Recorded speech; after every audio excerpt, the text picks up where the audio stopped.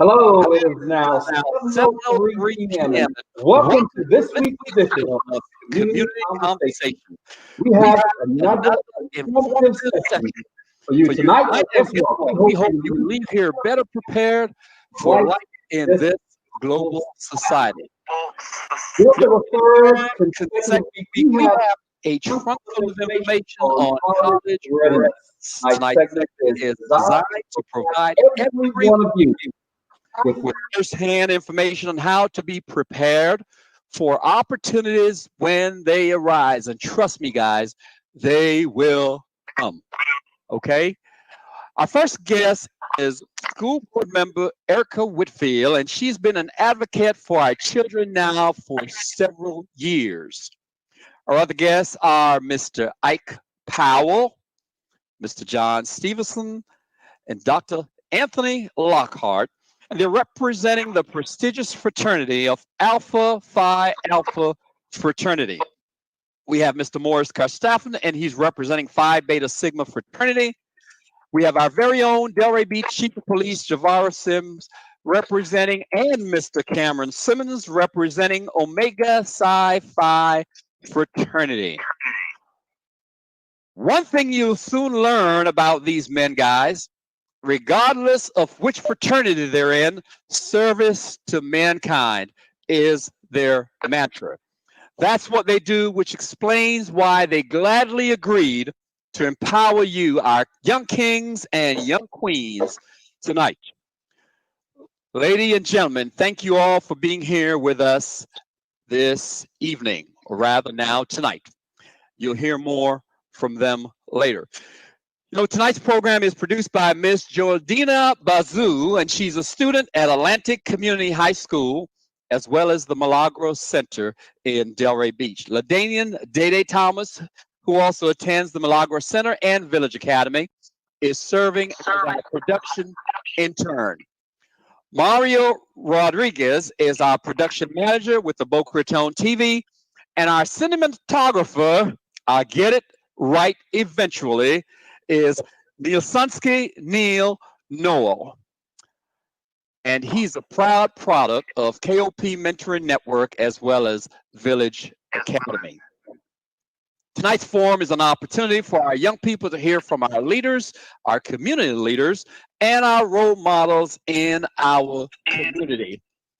If you or your parents, by the way, if you or your parents have not yet been counted in the census, please take a moment to do so.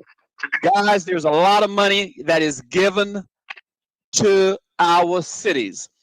$30,000 per person over 10 years. We will have a representative from the Census Bureau with us in 2 weeks to share some cool thing about the census. I think school board member Whitfield is trying to call. Yes, ma'am. How are you?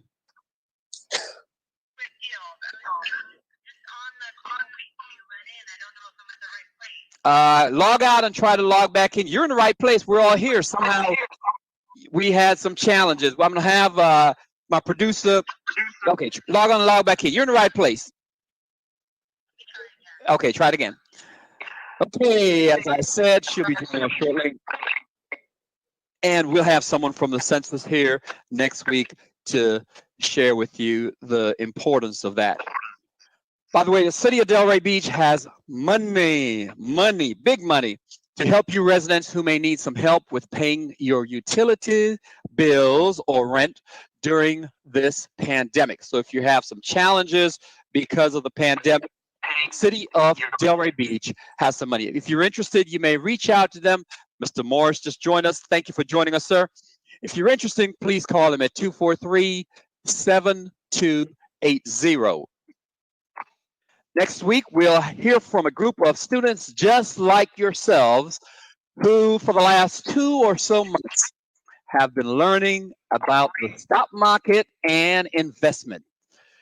They have been every week been just delving into Wall Street, the stock market, and you name it. They've been practicing and learning. So they'll be joining us to share their experiences and tell us how they plan to spend or invest their $1,000 that they'll receive at the end of this 10-week program. Congratulations to our very own Miss Mikey Fontas, for having a beautiful story in the newspaper this week on the food giveaway today that was held in Delray Beach. Speaking of food giveaway, 3 organizations that serve young people in this community: Joshua's Heart out of Miami, North Miami Beach, Flippening, which is Broward based, but also does service here in Palm Beach County, and KOP Mentor Network collaborated and served 700 hot meals today, as well as some produce to local residents. And fine community service project by these young people. As I always say, get them started early. I see we have some parents and adults on tonight. For those who are joining us for the very first time, Community Conversation was birthed from the coronavirus of back when the students were home with nothing to do. So the leaders of 3 organizations, that's the EJS Project, KOP Mentoring Network, and the Milagro Center, we got together and we formed this 1-hour forum as an avenue for our young people to get answers to so many of their questions. You can just imagine during that time, they had a lot of questions, but Doc, no one to answer them. So we certainly welcome you tonight, and we're so glad you are here to join us, parents and guests. Let me pause and say thank you, a huge thank you to the people who made sure that we're able to do these programs every week, as well as take you young people on the many field trips that we've been on. There are a lot of people who make this machine run, a whole lot. We have the United Way of Palm Beach County. We have the Community Foundation of Palm Beach and Mountain Counties. We have Roots and Wings, Mr. Doug Young out of Delray Beach, and certainly we have Quantum Foundation. If you would like to be a part of illuminating the lives of these bright young people, please feel free to contact me at 561-665-0151. That's 561-665-0151. Now it's time for our feature of the day, GEM, which is Great Educated Minds. And this session is where we hear from college students, where they come in and they talk to us, Miss Naya, about anything. They talk to us about college, about college life, about hurdles in high school that you should avoid.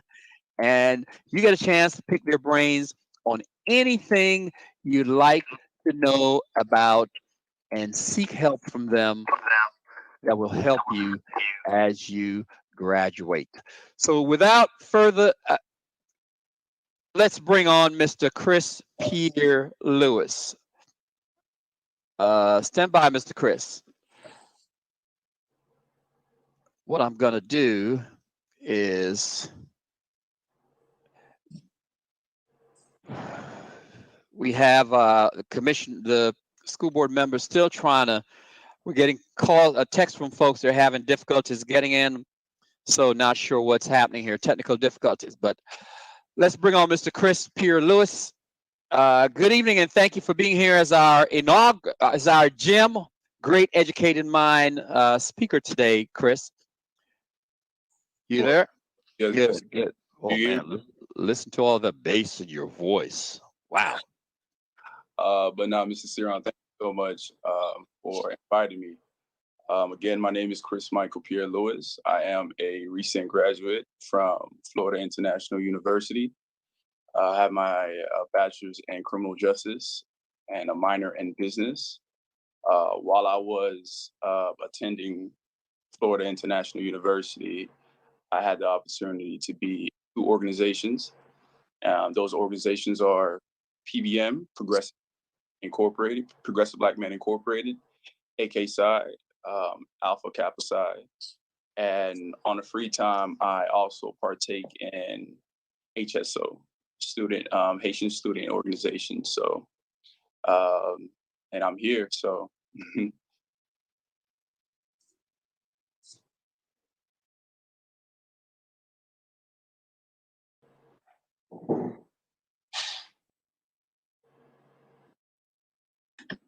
We can't hear you. can you hear me? 1 minute. Keep talking, Chris. Keep talking. I pretty much said it.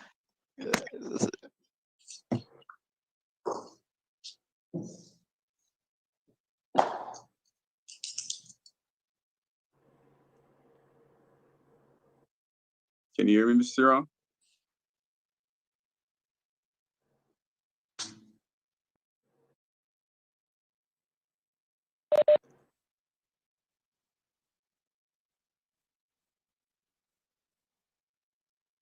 No problem.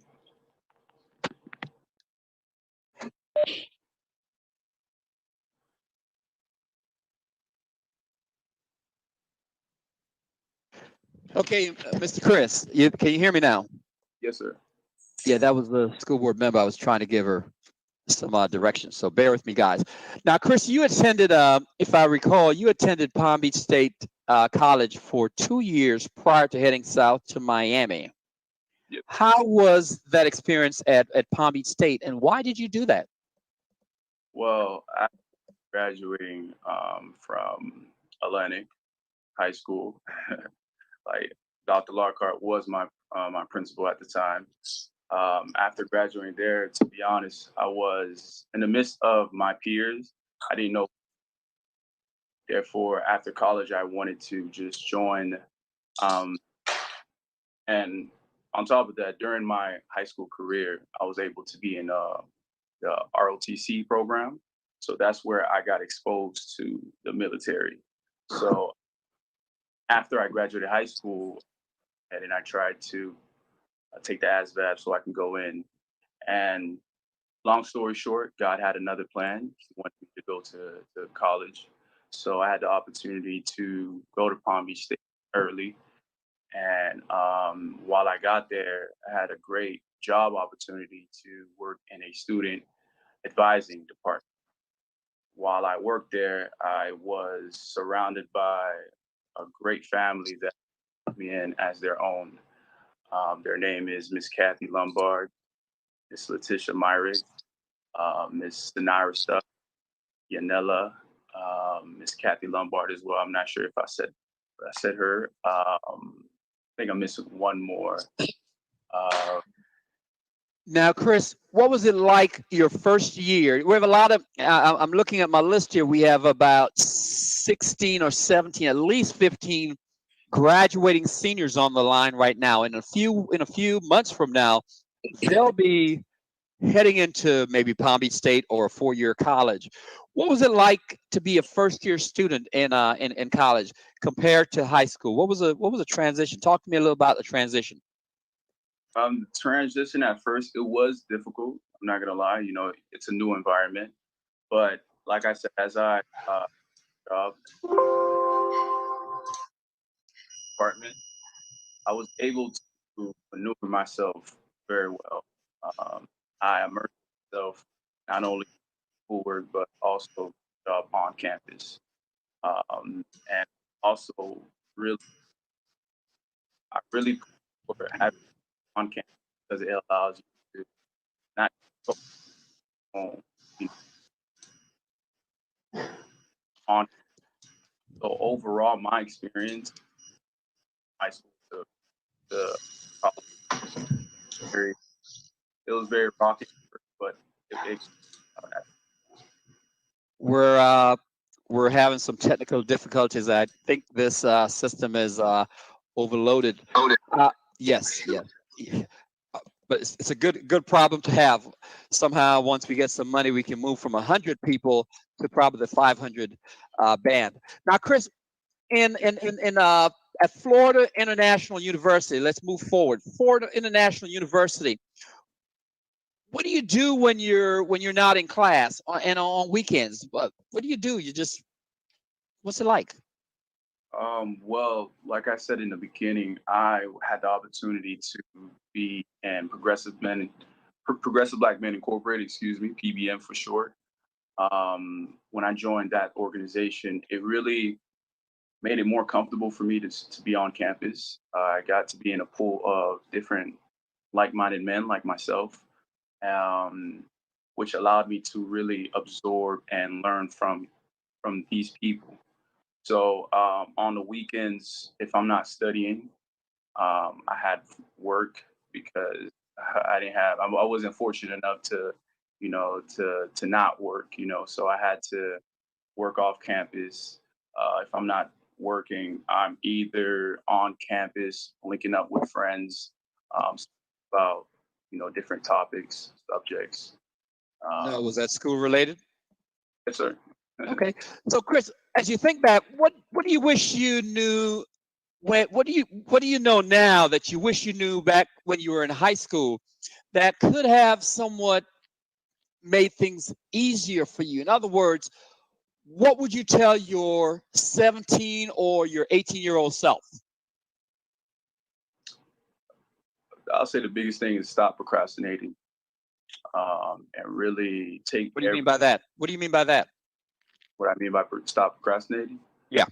Because I find myself sometimes, more than often during the time when I was in high school, transitioning to college, I would always say, okay, I will do something, but then find an excuse to not do it, And then at the end, I find myself rushing.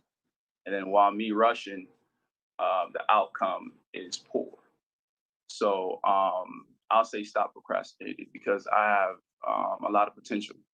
So with me rushing anything I do, it really hinders the really the outcome overall. Now you're about to graduate. Am I correct? I graduated this past Sunday, actually. Well, congratulations. And what are you going to do now? Well, right now I'm in the process of trying to apply for a federal government job. So I'm in the process of just building my profile. As I look over there, I see Dr. Lockhart just smiling from ear to rear. Look at that. Look at that. Another product of yours, Doc. That's what it's about. I see school board member Whitfield over there. Hey, Palm Beach County School rocks. That's what it's about. That's what it's about. Well, Chris, stand by. We have some questions for you from the Small Fries in a few minutes. Thank you again for being here with us today. In our quest, guys, for Black excellence, we're always seeking to improve the way we deliver our services to our young people. So we have created a survey with 4 questions to give you some feedback. It'll be at the end of the program, and I'll let you know when I'm sending that out. We'd love to have you just share with us how we're doing so far. How can we improve? What can we do to improve? The third one, I think, is what are some of the topics you'd like to hear us address in this forum?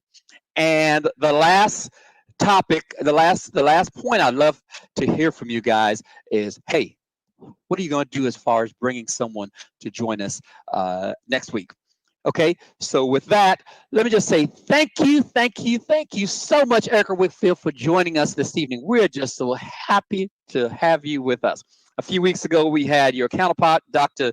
Deborah Robinson, and she tore this place up. So we're just happy to have you here with us this evening. You know Dr. Robinson. No, I'm sure she's probably listening right now, and my phone's going to be ringing in a few minutes, but we're just so happy to have you. She was here. She certainly addressed some of our concerns that we had and issues, and we're just happy to have you with us this evening. Thank you so much. I'm so glad I'm here. I'm so glad I was able to get on. My apologies for not getting here right away. I had some technical difficulties, but we're here, and I'm happy to answer any questions you have. And I hope at least a little bit as good as Dr. Robinson. No need to apologize with me. You're always good with me. Look, so we keep hearing about these we talk about us young people because the old people probably know more about us than us. But we keep hearing about school board members, but many of us have never seen you guys on our campus on a regular basis. We hear school board members. What the heck are you guys? What do you guys do? What do you guys do? And talk to me about the most important part of your job as being a school board member.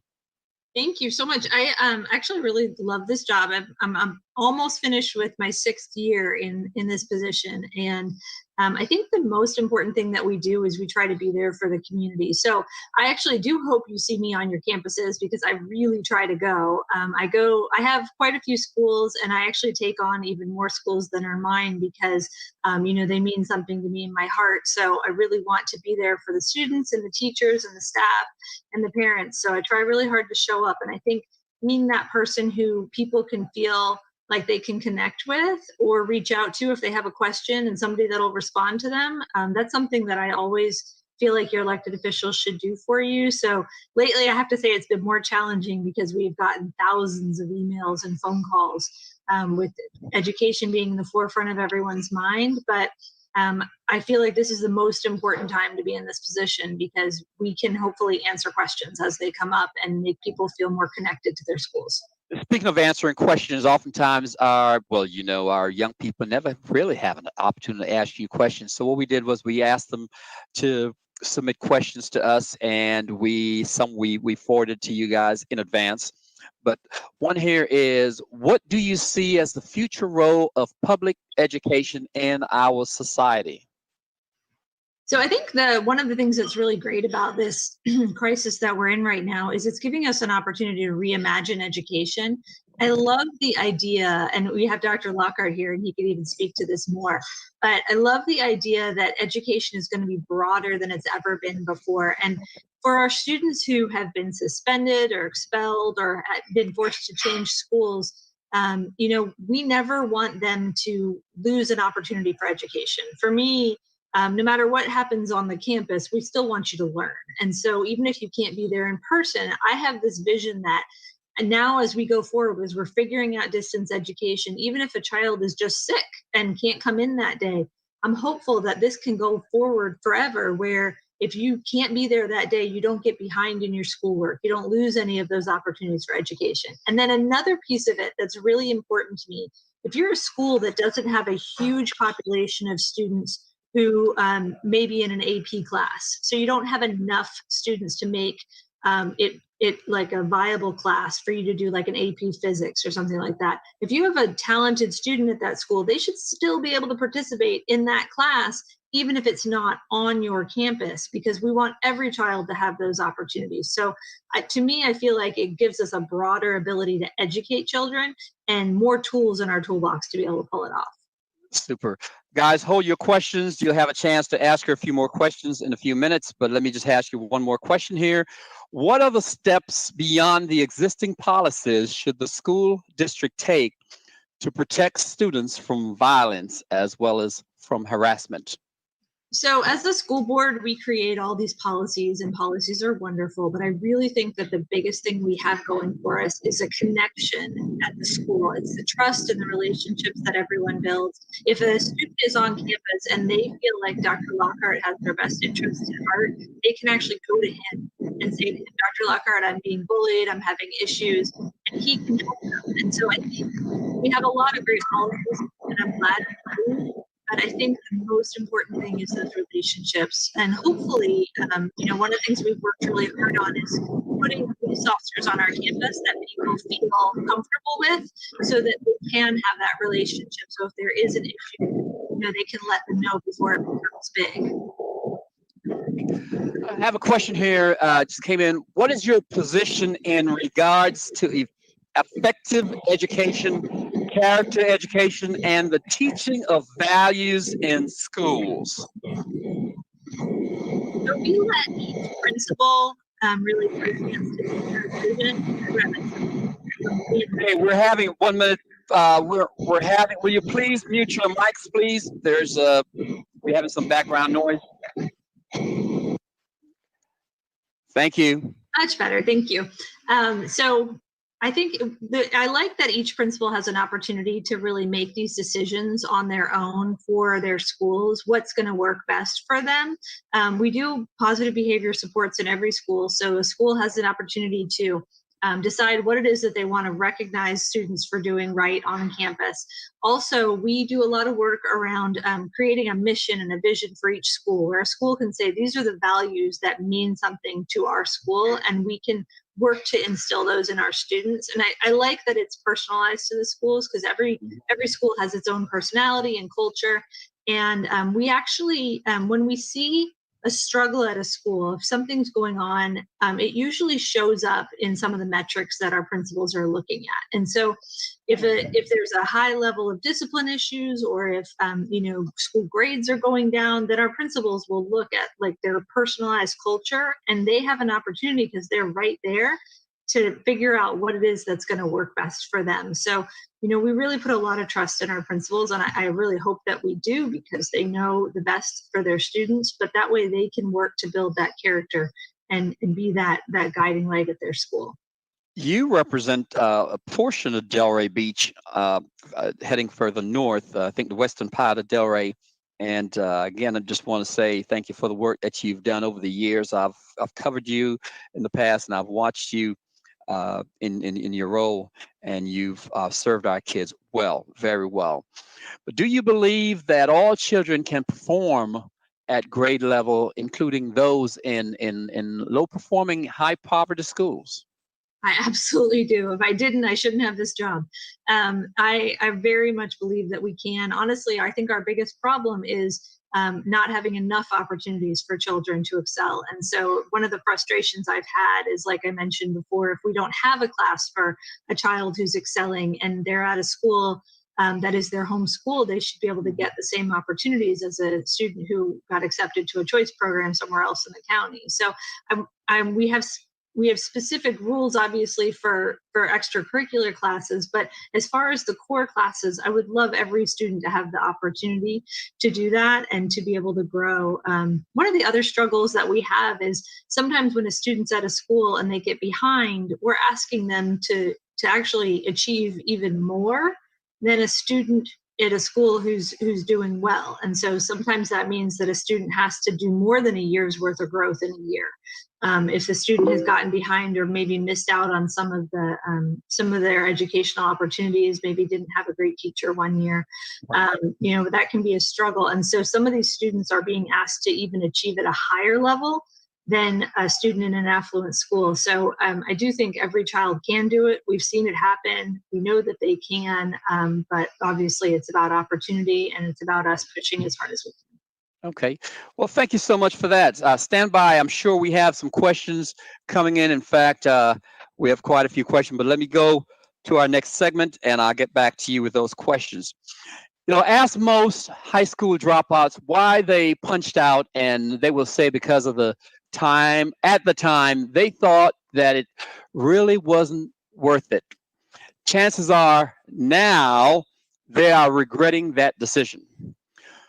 Although you can learn a lot through experiencing life, a good educational background, young people, will help you achieve so much more.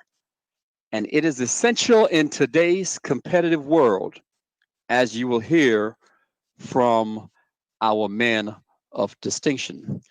Now, Dr. Lockhart, you have served as a principal of Lakeshore Middle School in the Glades, Atlantic High School in Delray, and now at Boynton Beach High School, among other roles you've played in the district.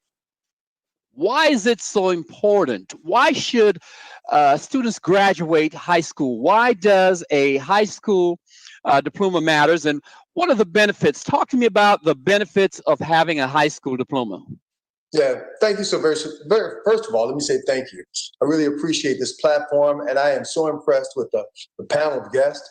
I want to give props to Ms. Whitfield. Thank you so very much. Great job. I am so proud that you are our school board member. Thank you so very much. But before I respond, Brother Allen, please let me congratulate Chris. Can we all give Chris some love? Can we give Chris some love? Oh my goodness. Oh my goodness. And you know what? Before I answer that question, I have to say that the things that he said perfectly aligns with what I'm going to talk to you about. And here's why. There are certain ingredients. There's a formula that students must have in order to be successful. You can't be successful without an education, because in order to utilize that formula, you must first learn the formula. How do you learn the formula?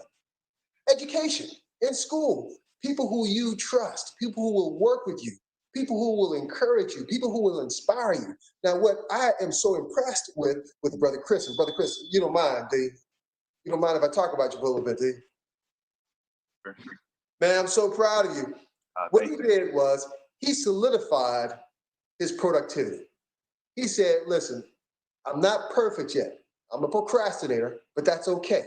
He's a work in progress, but he still produced. He graduated from college this past Sunday. I am so proud of him for doing that. That's a major milestone in your educational path, but it's not over yet, right? Education is power, Brother C. Ron Allen. Yes. Power is money. Money is what? More power. That's a simple formula. Starts with education. Education is power. Power is money. Money is more power. And we all want power to do things. Financially, we need power to do things. But it starts, of course, with education. Having said that, he also talked about something that I think is vital. He talked about a network. He said that his network, family, friends, extended family, those individuals helped support him perhaps when he was down, support him maybe when he had financial issues, support him when he felt like he probably couldn't make it. Am I right, Brother Chris? Yes, Give me sir. a thumbs up, man. That's what's up. And so it's so important. It starts, though, with education. You have to have education. And that's why education, in my world, is the greatest equalizer.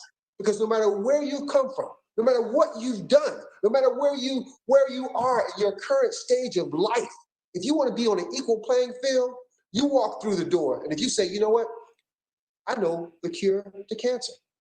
You know, I've got a vaccination for COVID-19. You know, I can help you with this. I can help. Then you instantly will become marketable. And that's why education is so important. It's so very important. And I can go on and on and on. I should also say, there's some people. I'm sorry. You got to cut me off, man, because I see Brother Saul over there. I'm so proud of him with what he's doing. I see Brother Morris over there. He's doing some great things over there in Delray and Target, man. I'm so proud of you. Brother Powell is killing it in West Palm Beach. And Brother Stevenson over there at FAU. You know, and then we got Eric Whitfield. Man, you got an all-star cast. Now, Chief Sims, are you on the line? Okay, Cameron, listen to Mr. Simmons. What jobs today, in today's society, what jobs can you get with a high school diploma versus a college degree? And talk to me about, you know, what can you do without a high school diploma these days? And what's the highest, if you know, what's the highest paying job with a GED? Put that in some perspective for me, please. Well, dealing with the high school diplomas these days in the society we live in, we have most kids that work at McDonald's. You can get a UPS job, Amazon. They also have some great jobs with the police department dealing with Officer Sims. But if you don't have a college degree, you don't come in making the same amount as the other officers that have a college degree. But there are various opportunities. You can be a firefighter, police officer, paramedic, things of that nature. But going to college was the best years of my life. I enjoyed every minute of it. I got my master's. I got my educational leadership specialist and things of that nature. But going to college was very exciting to me, and I enjoyed every moment of it. Thank you, Mr. Karstoffen. You are a owner, if you will, owner-operated businessman, small businessman here in town, and you were once the manager at Target for many, many years. Do employees really care about their employees having a high school diploma? You know, is it a big deal for them to have a college degree or a diploma in the workforce? All right. Yes. If you allow me like maybe 1 minute, I gotta I'll be remiss if I don't recognize. Take your time. First of all, let me recognize you, Brother Siron, for all the work that you do in the community.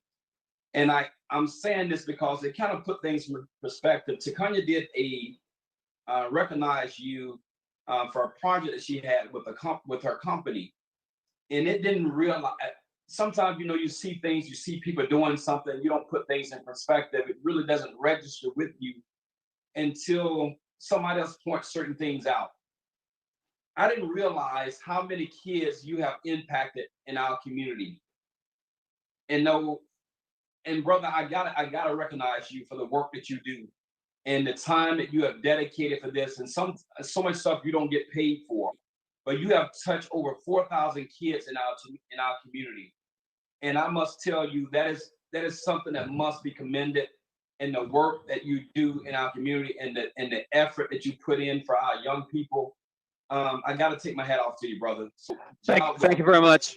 Thank you for those kind words. Let me just add, though, that I happen to be oftentimes the face of the organization, but there's a huge cadre of people behind me who really make me look good. So I want to give credit where it's due. I happen to be the face that you often see, but I have a lot of people behind me who make sure I look clean, just like I do tonight.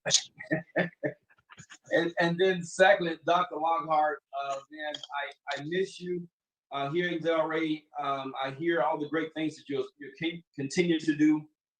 It's just been amazing. I've met some amazing brothers here in Delray Beach, and you all are committed. I must say, Atlanta High School has not been the same since you left. And thank you so much for all the work and the commitment that you made to continue to educate our kids throughout. And then anyone that's here, educators on this call, period. We don't take in consideration that you all educate all the people, every field, the president of the United States, the doctors, the lawyers, the scientists, the physicists, the engineers, you name it. You all educate these people. And so I must commend you all being the most important people in this world. And I know it goes unnoticed sometimes, and we as people don't show the appreciation that you all deserve. So if you're in the school system, if you're an educator at any capacity, job well done, and thank you so much for your time. Now back to the original question. When I worked for Target stores for 16 years, one of the things that we always do when it comes to employing people, we look at their education. And based on their education, it begins the conversation on where do we see the right fit for this individual. Now, yes, you can get a job at Target with a GED, with a high school diploma.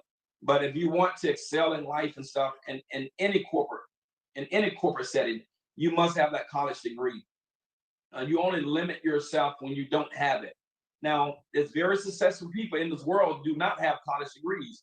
But if you're planning on going into corporate America, working for anyone else other than yourself, it is required that you're going to have a college degree in order to excel and climb that corporate ladder. Now, if you don't have a college degree, you only have a GED or a high school diploma, yes, you can get a job pretty much anywhere in the world, or any company. But just know that you're limiting yourself on where you're going to go in that company. And then furthermore, there's some studies out there right now to show that even though we're going to corporate America and stuff, so for your young entrepreneurs and stuff, Siron mentioned that I own my own company now for going on 6 years right now. I left Target back in 2014, 15 when I left Target stores. With that, because of my education, I was exposed to certain things inside of Motorola and Target that I would not have received that education and that training if I did not have my college degree. And so I got exposed to people that had higher education, people that had different skill sets, that had been exposed to different things. But because of my education, I was able to sit at the table with some of these people and learn so much more, which I use today by running my company. And so for you young people that's out there, it's okay to have a high school diploma, it's okay to have a GED, but just know that your potential is limited if you plan on going into corporate America. Now, that doesn't hurt you if you're starting your own business to a certain point. there's certain skill sets you need that you may not get just by having a high school diploma or GED. Just know that the role will be a little bit difficult, but it doesn't limit you, but you must put your time in. And as I heard a young brother, Chris, was speaking about being a procrastinator. We all have been there at some point. We've procrastinated at a certain level. And this is what I recommend. This is what I tell myself today, to try to eliminate these setbacks and not be a procrastinator, because every time that you have something to do, for example, if you have a deadline to meet tomorrow and you want to put it off, well, I'll do it tomorrow. Guarantee you something else is going to pop up, is going to come up, is going to create a roadblock for you. So don't procrastinate, write stuff down, put it on paper. Don't try to put it into your head, write it down, and just make sure you adhere to those timelines. If you do that, you'll find yourself less stressful about meeting those deadlines. So yes, you can get a job at Target, anywhere else with a GED or high school diploma, but just know that your potential is limited by having a limited education. So for Thank all you very much. in college, congratulations. Keep doing what you're doing, and your high school students, just make sure you stay focused. I don't know if you can see this behind me. I have a sign up in my office here at home that says focus. And it's a man, I like golf. You have to stay focused in the game of golf. You have to stay focused in the game of life. You cannot go and just wing it. You must have a plan. You must execute that plan. You must stay focused. Thank you very much. Wednesday, you have a question for School Board Member Whitfield. Go ahead. Wednesday. Okay, moving along. Mr. Stevenson, can a GED get you into, say, FAU or some other college? How hard is it to get into college with the GED these days? Man, that's a good question. Since I've started my career, I actually work in college athletics at Florida Atlantic University. Prior to that, I was at Indiana University working in college athletics, and then I was at Florida State for getting to FAU. To answer your question, I don't think it's possible to get into college with the GED. I know that at least to my knowledge that a high school diploma is required, or proof of graduation is required in order to be admitted into Florida Atlantic University and most four-year institutions. And so, that's the importance of finishing your high school degree and then continuing on your education journey. Like, education is a lifelong journey. I got my Juris Doctor. I got a master's as well. So I was in school a long time. 1 minute, brother. 1 minute. 1 minute. You got your Juris Doctor. What is that? So that's my law degree. I initially wanted to be a sports agent, and so, but I love college. I was a college student athlete myself, and so it was an easy transition to get into college athletics, and I work in the compliance office, so I'm still able to use my law degree, and I'm looking at bylaws, was essentially the law of the NCAA. So yeah, I've been blessed, and I think that, education is a lifelong journey. I'm even thinking about taking different certifications and courses. Even during the pandemic, I took a course, and so I love education. I work in an educational setting, and that's why I think if you want to go to a four-year institution, then definitely finish your high school diploma.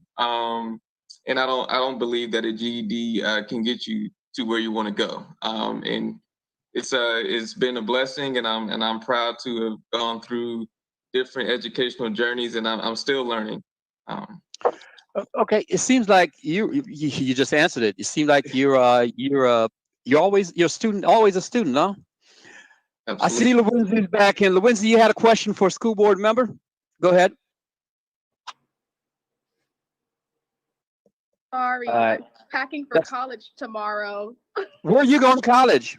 I'm going to Tuskegee in Alabama. So you guys are going to have in-person class? Yes.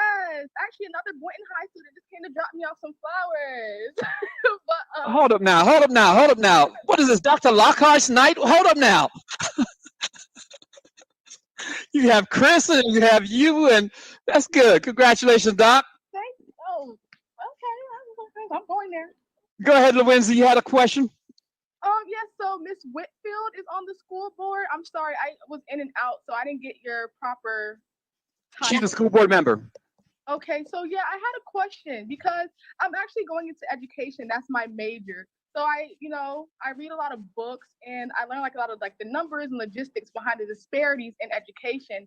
But a lot of things like these books talk about, like I'll give you one for example. I read by Dr. Beverly Tatum, who's the president at Spelman. She has a book called Why Are All the Black Kids Are Sitting Together in the Cafeteria and Other Conversations About Race. And it touches on a lot of the educational disparities. But I don't see any of those tactics being emulated in Palm Beach County whatsoever. And I like sit in AP classes. I sit in like electives where there's a mix of people, and I see the difference in the classes and also the people who sit in those classes and how they're catered to. So I wondered, like during this pandemic, because those kids are so far ahead, how are you going to help the kids that need the extra help? Oh, thank you so much for your question. First of all, I want to say I'm so glad you're going into education. We would love to have you. Please come home when you're done with your education and come teach here. We're always looking for good teachers, especially ones that are homegrown here. And I was laughing too about that book because it's literally sitting on my nightstand right now. So I have to go ahead and read that one. I haven't opened it. It's a good book. It seriously sits right next to me, so I really just need to read it. But so a couple of things. I think we should be really realistic about what this pandemic is going to do to people that are affluent and who are not, and the division that's going to create. I think the way that we are currently dealing with education is the best we can possibly do, and I stand completely behind doing distance learning, but I do worry about the differences between children who have more and those who have less. And I think it's going to actually exacerbate the issues that we've been dealing with this whole time. So some of the things that I think that we have to do going forward is really recognize when children are getting behind faster than we've ever done before and try to put in measures to help them. Some of the things that I've been trying to figure out is if we can pay for tutors so that kids can get extra time. And we've been doing some things around getting additional summer school programming. I think making sure that every student has what they need to succeed is the most important thing. So we have to be able to do our diagnostic testing and really follow up with each child. And Dr. Lockhart could probably speak to this even more, but really, I think it's that personalized attention that they're going to need after this, because some children, like in my neighborhood that I live, a lot of children don't have any access to internet right now at all. And so in the spring, they got no education. And I mean, some teachers would bring and drop off, a packet of information for them to just kind of review some of their work. So it really wasn't to the level of actually learning that they needed. So we're going to try harder in the fall, and we're going to get more computers out, and we're working on paying for students to have internet access. But I still think the reality is it's going to be, there's going to be a division when we get back to school full time between the children who had more during the pandemic and those who did not. And so we're going to have to be really realistic about how we really focus on bringing those children back up. And like you said about the AP classes, I'm so glad that you take them and that you're in them, or that you were in them when you were in school. But really, it's making sure that every student's talents get identified early enough so that we can get them on those tracks so that they can go and take advantage of those AP classes. Because a lot of times children just don't get recognized early enough.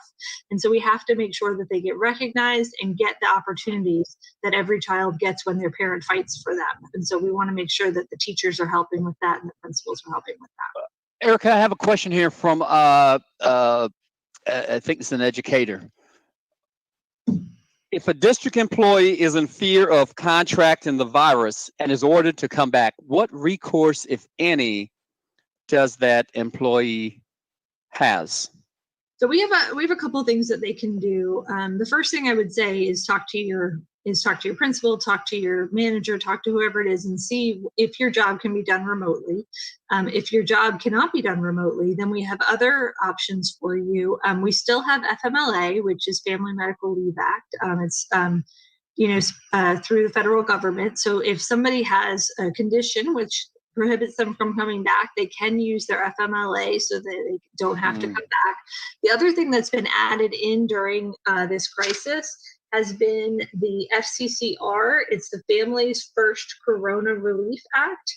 And so that act actually says that we have to give teachers and staff, if they are, if they have corona, if they've gotten symptoms of it, or if there's a pandemic in the area and we can't, and they can't go to work because of it, we have to give them sick leave, and they can work for the first 80 hours. They get sick leave, and then after that, they get paid at 2/3 of their pay. So there's actually an act that came down from the federal government. Okay. Stating that. So there are some ways to work around it, but what I encourage each person to do is to call their manager, their boss, whoever it is, and talk to them about their specific circumstances. Because if you have an actual ongoing disability or something that's going to cause you to be at a higher risk, there's certain things that we can do to help with that. As we start having more people come back, though, it's going to get more difficult, and we really do need people to come. One of the things that I've told a lot of families that have asked me about, why can't we start school? And I keep saying, we really don't have enough teachers right now that are comfortable coming back. So I think we could open some right now if we wanted to, but I think the number of teachers, the number of bus drivers, the number of custodians and school food service workers are less than that would show up, and it would be difficult to run schools to full capacity. So I think as we see the numbers come down, hopefully people will get more comfortable and willing to come back to work if they're able. Okay, let's see if we have a question from the floor. Let's see, raise your hand if you have a question.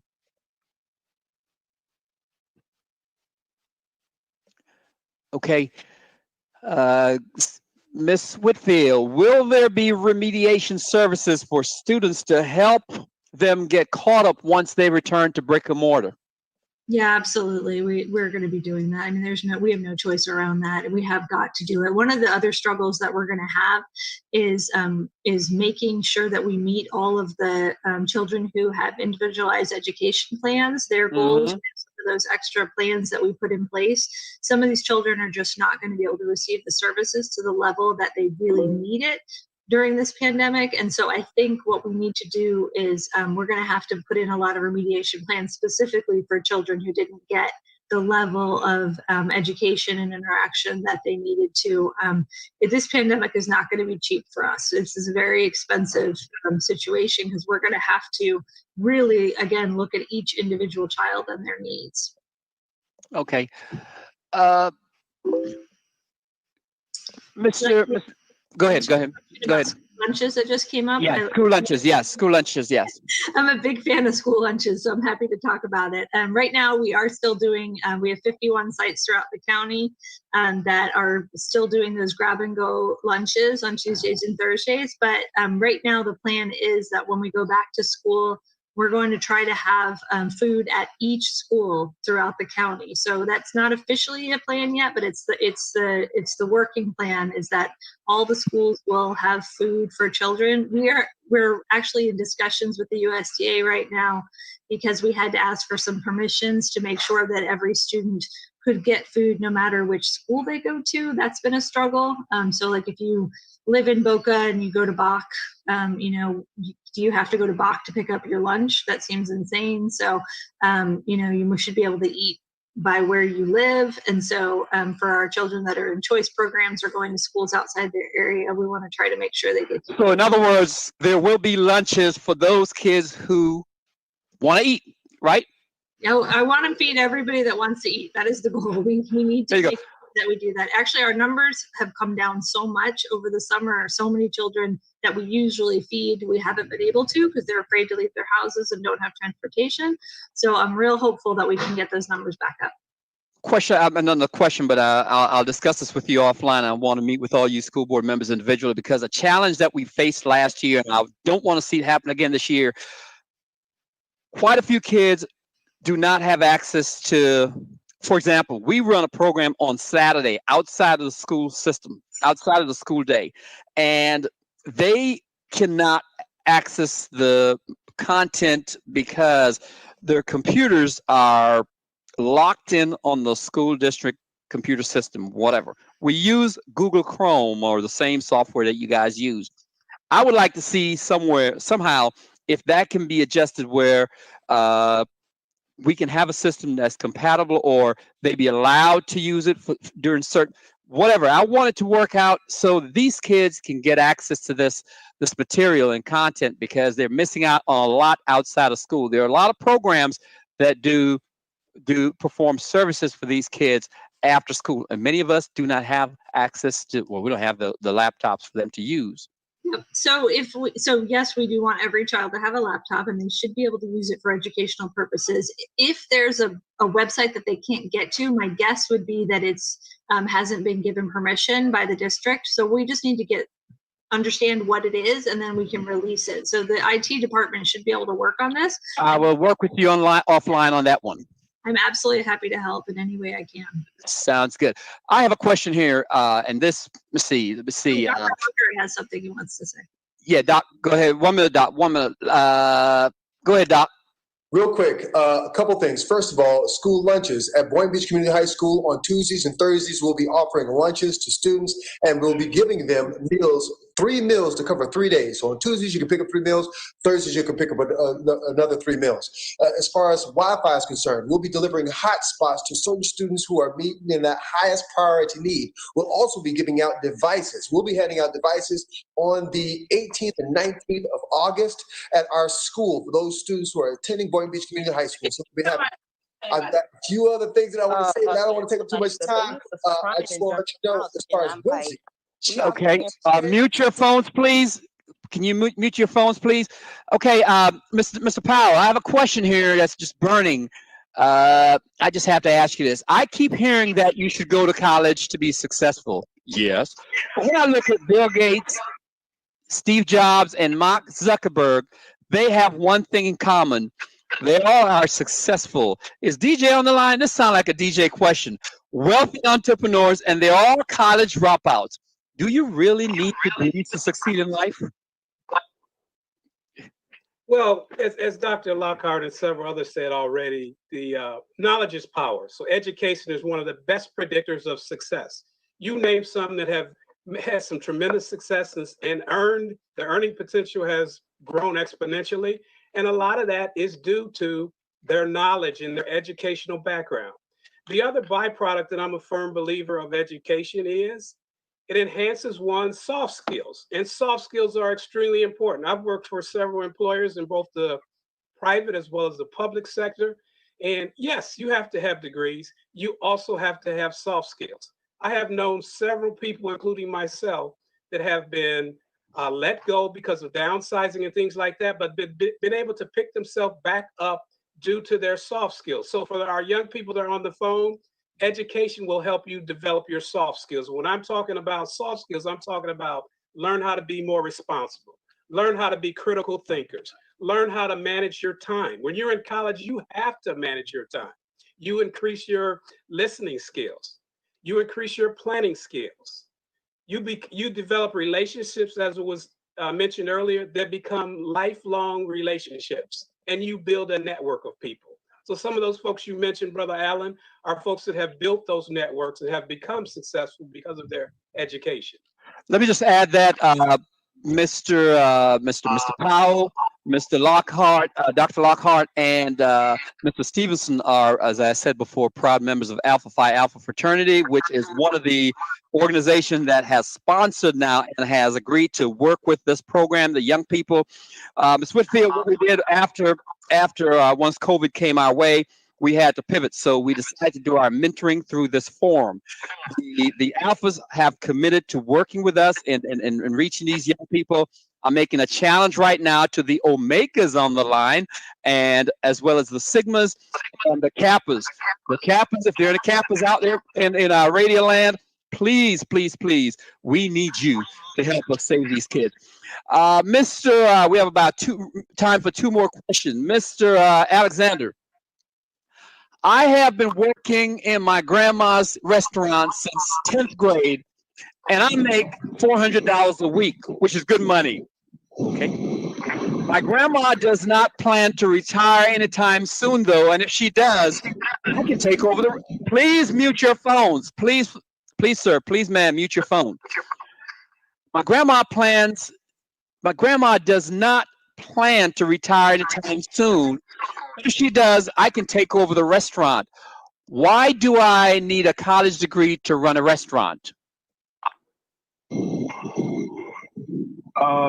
Thank you, Brother Sharon. You know, having a college education will assist you in making the day-to-day decision that will make your business successful. And again, like Brother Ike Powell said, it teaches you critical thinking and gives you a lot of the other soft skills that you're gonna need to know. I mean, having your own business, I have mine, is great, but you'd be surprised, you run into some of the same challenges that a large corporation will run into. And you have to be adept and agile enough to survive. If you look at our situation right now in this country with the pandemic impact, hundreds of thousands of small businesses are going out of business today and will never open their doors again. They don't have those soft skills and they don't have the ability to rebound. You have to know how to go out and get the PPP loan. Small Black businesses didn't respond quick enough and they lost out. So having the education again, it improves and increases your consciousness to know that there's other avenues. When you run into a dead end, don't ever give up. There's another way to get around. And if you don't have these skills, sometimes you may fall and fail to respond. Thank you, sir. Ms. Whitfield, you have the last question. I have a question here for you. What about Wi-Fi, or maybe Dr. Lockhart, what about Wi-Fi for students and teachers? Wi-Fi that's not limited to a certain school or area, but across Palm Beach County area? So one of the best things that's happened with this pandemic is really that we have been able to get funding from the CARES dollars that came out from the federal government. And actually, I'm going to go present this to the city of Boynton soon. So hopefully the city of Boynton Beach will pick up those dollars as well. I've already presented it to the city of Lake Worth, and we have infrastructure that's already going in the Glades right now. They're actually doing the infrastructure building so that we can create a Wi-Fi network that is accessible for any of our students by just having a booster that they can check out from their school, like Dr. Lockhart was saying. So, and we also have Pleasant City and Delray are already in this group. So these are, it's going to be a Village Academy, that is. You said Pleasant City is in West Palm, Village Academy.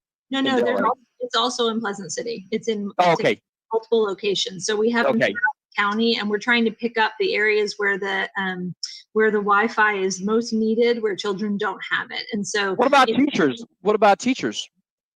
So I don't know if they can get onto those Wi-Fi systems, but I can't see why we wouldn't make that available to them.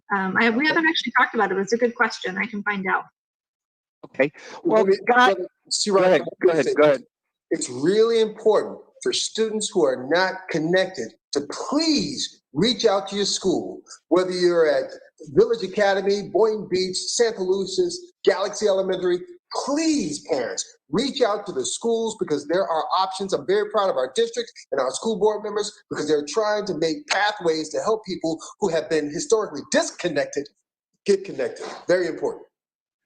Thank you, sir. Thank you, sir. Thank you, sir. And that will about do it for this week's edition of Community Conversation. Thank you very much, Mr. Chris Pierre Lewis, the recent graduate of Florida International University in Miami, Florida. Thank you, Ms. Whitfield, and the brothers of our three great organizations for the development of finer men, for investing in our youth this evening. Young people, there is no greater investment that you can make on a Friday night than being with like-minded peeps on Community Conversation.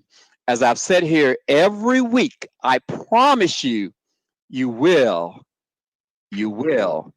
Hey, the best is yet to come. Look, I still have that special prize for the person who brought 20. We have 117 people on the line tonight, between 117 people. But if you can identify that you brought 20 friends tonight, I have $50. $50 for you if you brought 20 friends on tonight. You're going to have to prove that to me. Okay, next week, guys, please try to be here no later than 6:55 so we can have an on-time start. I'm 3 minutes over, and Dina's going to have me. Again, tonight's show was produced by Dina Bazoo, a student at Milagro Center in Delray Beach. Our production team include LaDainian Dede Thomas from the Milagro Center. Thanks again to our guests, and a big, sincere shout-out to the Boca Raton Tribune for simulcasting us on Facebook. Until next time, guys, have some fun this week while practicing social distancing. And please, please, please, my young kings and queens, wear your mask. I'm tired of hearing the stories on TV of young people now leaving us. This thing is a beast. It does not discriminate. We do not want you to get sick because you mean so much to us. You know what? From all of us here, have a good night. Good night.